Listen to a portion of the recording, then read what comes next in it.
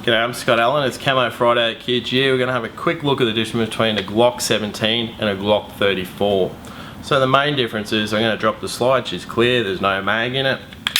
So the 17A, which is what most pistol club shooters would be using, we've got a 123mm barrel. It's a nice ergonomic pistol. The slide sits nice and low, which helps the recoil. A lot of 90-11s and other pistols sit a lot higher, so when the slide comes back, she tends to flip a little bit more. So that's a Glock 17A. I recommend for most pistol club shooters we look at the Glock 34. I'll just grab one of those and give you a look. So that's a Glock 34. I'm going to put up the 17A beside it. We're just going to measure it. So as we can see, the 34's got a slightly longer barrel, got a slightly longer slide. We've got a slide cut out in the 34. I'll explain why in 2 seconds. A couple of other features on the 34. The 34 has an extended slide release and an extended magazine release. That's for when you're pistol club shooting and you need quick mag loads, drop your slide. It makes the pistol a lot quicker. The trigger has a lighter connector in it in the Glock 34 to the 17A, which makes the trigger pull a lot better. Now the other interesting feature is it has adjustable sights on the 34. Also has this slide cutout which we spoke about earlier. The slide cutout is to make the slide a little bit lighter so it can use the same spring. Otherwise we'd have to use a heavier load for the pistol to work correctly.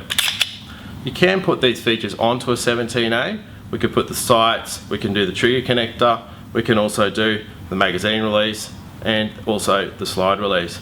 Just quickly dispel a few myths about Glocks. We've got one taken apart here.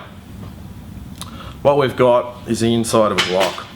So inside of a Glock we've got what's called the connector. That pulls against the striker.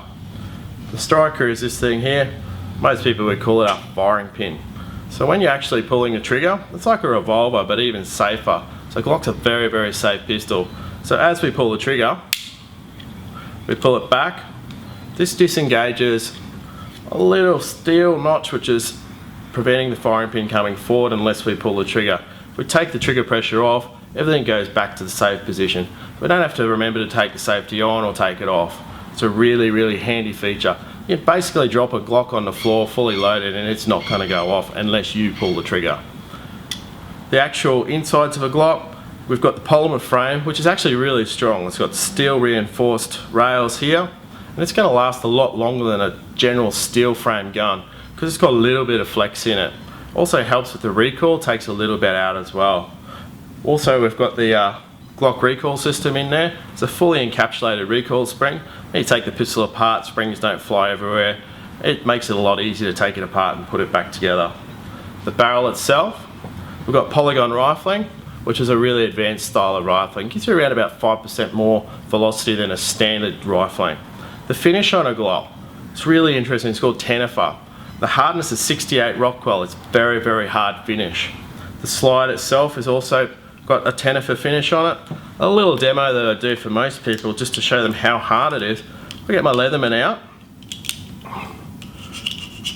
I can't scratch the surface of the Tenefer. What that means is it's super hard, super corrosion resistant. So if you want a super reliable gun, that's a good starting point for IPSC shooting in standard class, look at the Glock range.